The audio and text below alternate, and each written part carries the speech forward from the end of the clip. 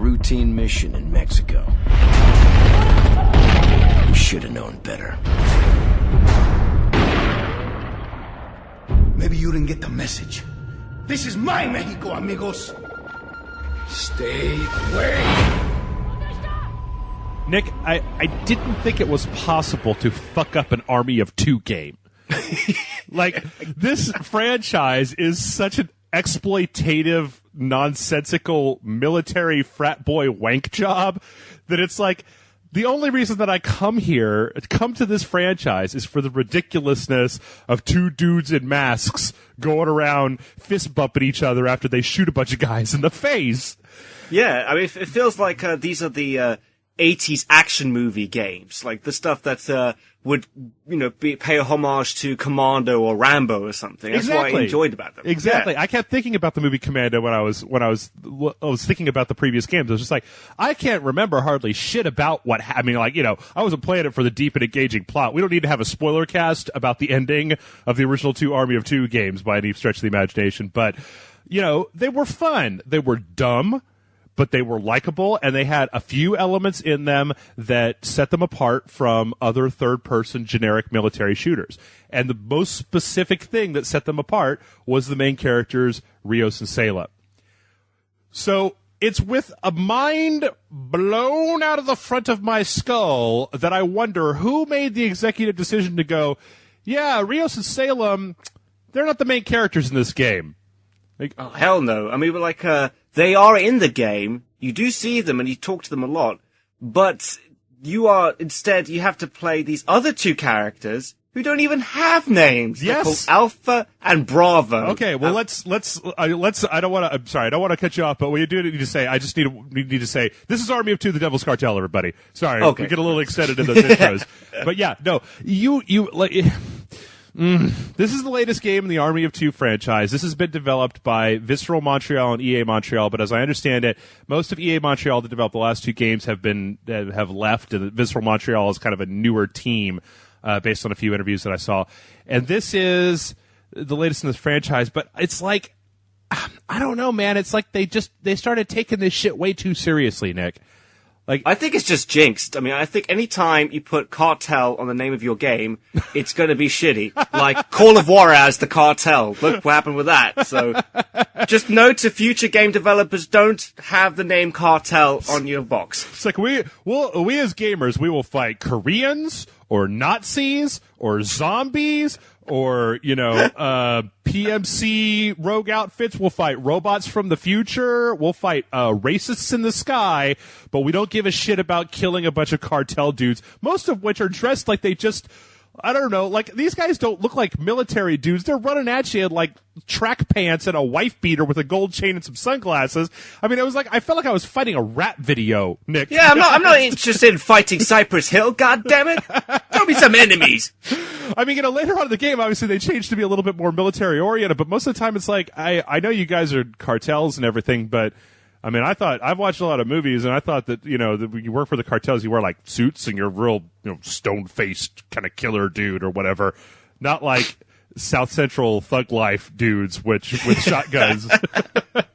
But yeah, as you were saying before, for some ungodly, unknown, just ridiculously dumb reason, Rios and Salem, the main characters, for better or worse, you love them, you hate them, whatever. I kind of love to hate them. Like, I think they're shallow, but I remember them. Like, I kind of remember their personalities. They had chemistry between each other. I mean, like, whether you like or hate the Army of Two games, they definitely were fun to watch and listen to them banter with each other. Yeah. Whereas now we've had these guys have been replaced by Alpha and Bravo, which, okay, I'm just going to say this right now.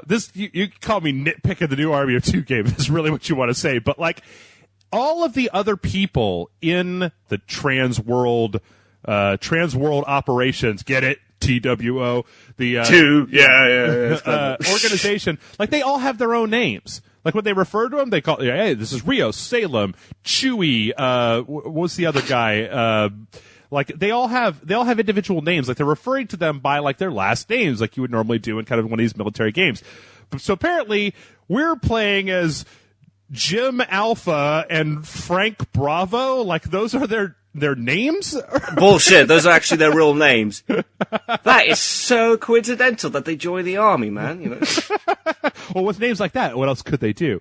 Yeah. But you follow, it's a pretty, I don't know, it's kind of a straightforward thing. You start the game several years ago in a kind of a 4-player co-op mission with Rios and Salem that goes a little wonky towards the end, and then later on you're coming back to kind of take on these cartels as PMC operators, and things go crazy and shit blows up, and oh my god, double crosses, and holy shit, it's that girl, and whoa, you know. Yeah, you basically have to take on the entire Mexican cartel, which sounds like it could be fun, and it is, like a little bit, but it's just like, it doesn't really suck you in. Like, the characters are bland as their names suggest. Right. Plus, I mean, it should be noted that while there's several parts in the game that indicate that Transworld Operations has more than 2 people working for it, more than just Alpha and Bravo, like you have all these other dudes, and apparently they all have to wear the same dumb masks, like nobody just has goggles on or anything like that.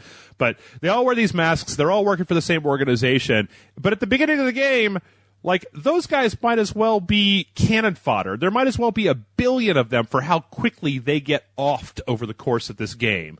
Like, they seem to have, like a lot of video games, I don't know why I'm picking on this game for this, because it's the same thing for a lot of video games, but, you know, out of everybody in this video game, there seem to be 2 people who know how to do anything. And that just happens to be the guys that you're playing.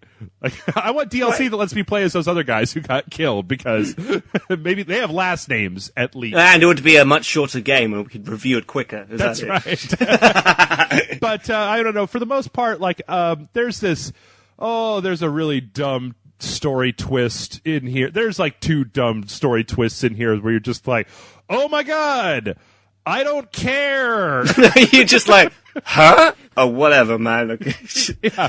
That's your 2 responses that you get from playing this game. Yeah, and there's plenty of places where, you know, it's one of those things where, like, this game is taking itself so seriously, it's so gritty or whatever, that there's plenty of places where the main 2 characters should have just been shot in the face, and they don't get shot in the face for what is essentially an inexplicable reason. But you know what? That's talking about the plot holes in a modern military third-person shooter. Let's get to the real problem with this game, Nick. Let's get to the honest-to-God, serious, I don't even understand what the fuck problem with this game. They took out the goddamn aggrometer. No, they have the aggrometer. I thought they have something called overkill. No, Overkill comes back for the first one, and that lets you, like, as you play through the game, you build up this meter, and each person has their own separate meter. You can hit a button, and it basically makes you unlimited ammo, super bullets to just rip people apart, and you're invincible for a little while. And you could do, you know, Overkill by yourself. You could do Overkill with your friend. But in the previous Army of Two games, they had a very specific system set up that put these games a little bit apart from a lot of other generic shooters, and that was that you had this aggrometer at the top of the screen that would swing between Rios and Salem. And so you would have these situations where one person would use blind fire or like a big gun to draw the attention of the enemies, and then the other person could move unimpeded and flank those enemies, so you could set up these co-op actions. It was kind of the core of the overall shooting mechanics, because at its heart, the shooting mechanics in these games have never been, I mean, you know, it's competent. You shotguns and machine guns and sniper rifles, and you can put gold plating on them or whatever. But like, yeah, it works. Yeah, I mean, I think it kind of has it a little bit, but I think it's more in the background. Like, I'll notice that when I was playing with my buddy, that he would get a lot of people shooting at him because he's killed quite a few people, and they would just kind of ignore me. But they would ignore me too much. Like, I thought it was a little bit ridiculous. Like, even when I'm right next to the buggers, that they don't notice me until I, you know, start stabbing them and stuff. Well, it's more just a question of the fact that, like, if you go when you go to the weapon customization screen, the individual weapons have a rating for aggro that will basically determine the amount that enemies are concentrating on you when you're firing. The problem is that, or what I'm trying to get across here is that in previous games, there was a giant meter at the top of the screen that would go from one side to the other, so that both players were intimately aware of where the enemies were focusing, so that you could set up strategies that were more overt than just like, I'm going to shoot a lot, I hope they come at me, go over there, maybe they won't see you, I don't know. which in this, because they took that out, it seemed like, I mean, it's still there, but it's not as explicit, and so it led to situations where this felt more like playing like Gears of War multiplayer, or like playing just a generic shooter game as a co-op game where you're playing with another person. You're both running around shooting stuff, and there are a few places where you can, you'll have divergent paths where one person's up here, one person's down here, one person's on a turret, the other person has a grenade launcher, or, one person's driving, the other person is shooting. That stuff is still here, but like there was things in the previous game like Army of Two, the 40th Day had a system where you could set one person up as a sniper and the other person could fake surrender to the enemies, like walk towards them with their hands up, and then you could give them a signal and they would start shooting those dudes, and you pull out your gun, you could do ambushes.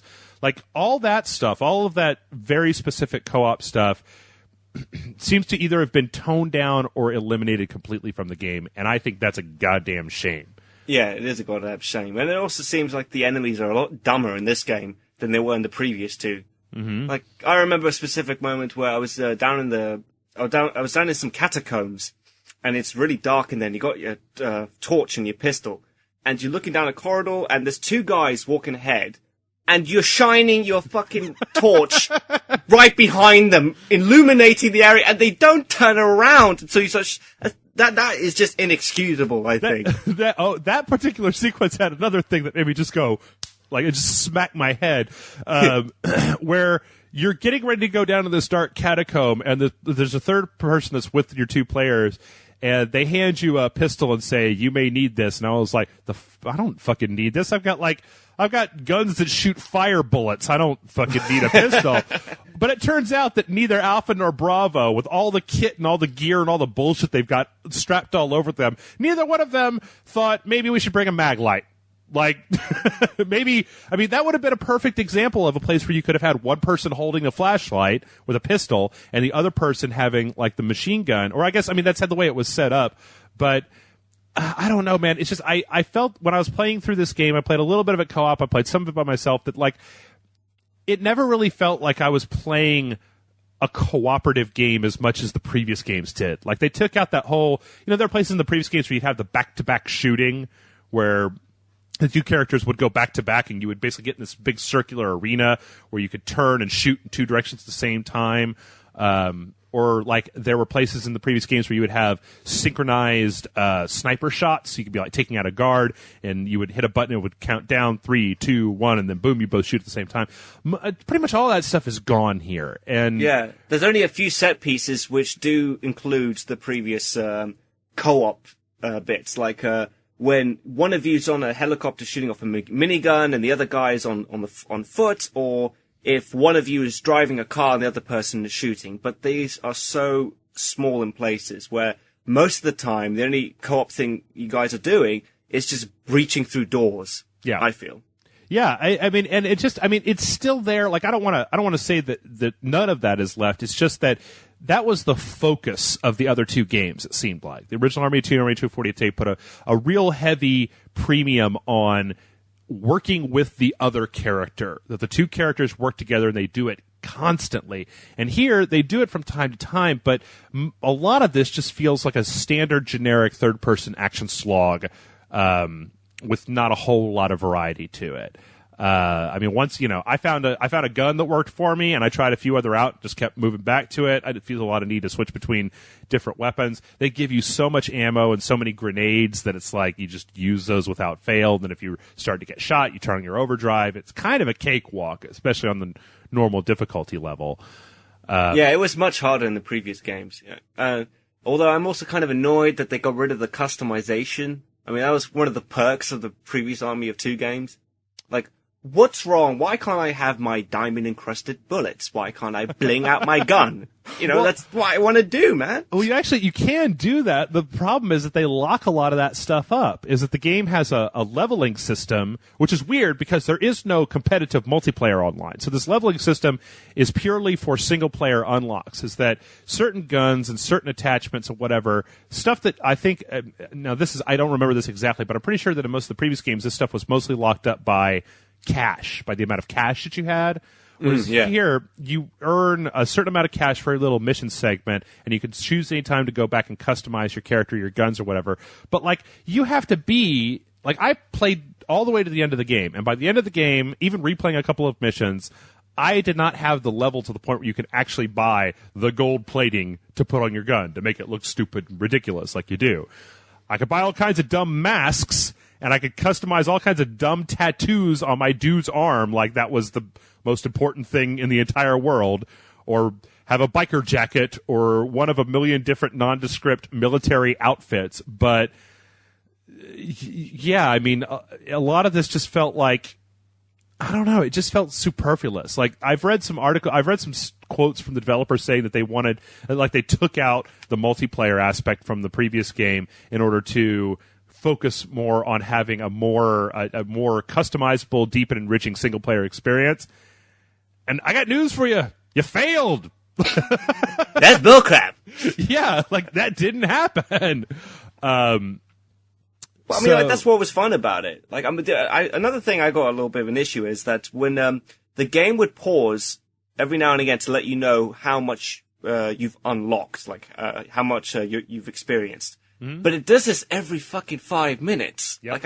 Like, it used to do it at the end of a level in the previous Army of Two games. So this just get really frustrating for me. Yeah, I mean, they like subdivided the segments up so that you can't go more than about, like you said, 5-10 minutes without hitting one of these checkpoints. And it's just kind of a weird stumbling block where they give you money, but it's usually not a lot of money, and then they let you go back into your armory, like right in the middle of a mission. Like, the game stops where you're walking down a path, and then it picks back up right there. But in between, you've totally swapped out your outfit and your tattoos and your mask and 6 different guns and whatever. Yeah. So, I don't know. I mean, I feel like there was some stuff that I kind of liked about this game. I liked a lot of the environment destructibility. Like, I especially liked being able to turn on the overkill mode and then just shoot right through the shit that people were hiding behind. I thought it was, the destruction element was really interesting. Although the problem with this game is that is Army of Two, the first one, and the second one, the locations were a lot more varied. Whereas here, it just feels like you're in the same, shithole, border town again and again and again. There's all these bland environments. And, like, it just, because the game itself is bland as well, you just go through it, just go through the motion, and you don't take in, the game itself while you're playing it. Yeah. I mean, also, the thing is, another thing that I just remembered that I want to make sure that we talk about just briefly is that there's also an element in Army of Two, the 40th Day, where they brought in these, like, morality choices that you could make, where you could decide to, like, take this dude's guns, and then it would show you what happened to that guy later, or you could leave him there and show what happened to. And there were some consequences to some of that stuff. All that also totally gone here. Like, no, the only choice that I've seen in the entire game is you'll come to a place and you get to decide who takes the high road and who takes the low road. Like, and I mean literally the high road and the low road, or who gets a sniper rifle Overwatch and who is down on the ground, who's in the helicopter, who's down on the ground, that sort of thing. To the point where, like, the game, it doesn't have multiplayer. The single player is fairly uninspired. I tried playing co-op with people. They kept just exiting the game. I don't know if I was just shitty or what the problem with that is online. They're probably just bored of the game itself. I mean, like, man, I'm going to just go play 40th Day again. Yeah. And to top it all off, I don't know. It's also kind of weirdly mean-spirited. I don't know. Like, this game just didn't do anything for me. It also didn't help the fact that because this is a Frostbite 2 game, I couldn't install the high-resolution texture pack, which is totally my problem, but it meant that the game kind of looked like I was playing it on PlayStation 2 the entire time. And then, Nick, you said you had some problems with bugs in the game? Yeah. I'm like, I don't know whether it's just my PlayStation, but I've looked up online and a few other people have had the same issues as well. This game crashed on me 3 or 4 times, especially towards the end of the game. It was so fucking frustrating. And then the most annoying thing is I finished the game and I'm seeing the closing cutscene, and it's divided between 2 cutscenes. When the first cutscene is over and it's loading up, all I see is mission failed, Bravo died. I'm like, you son of a bitch. He did not die. I was with him. He was in the cutscene a second ago. So I have to load it up, and the checkpoint is so far back that, like, I have to do the boss fight all over again. Yeah. And then when I finally replay it, the cutscene is fucking 30 seconds long. I was like, oh, screw you. You're going down a notch in my review, motherfucker. And that last boss fight was the dumbest fucking thing. It was so stupid. Like, I love the fact that the Cartel's version of like a be-all, end-all military weapon is they basically just get a monster truck and put a turret on top of it. Yeah. And basically, it's just playing bumper cars. Which just going. It's like the bit in Austin Powers where he's trying to get out of this tiny little corridor, so he's going back and forth. Which, to be honest, like I could have done with more of that. Like if they wanted to just go straight ridiculous, if they just wanted to go straight up like fuck you, this is like a 13-year-old. This is like the Axe Cop of military games, where it's just written by somebody who's just like, and then wouldn't it be cool if they had a hovercraft, a flamethrower on the top? Yeah!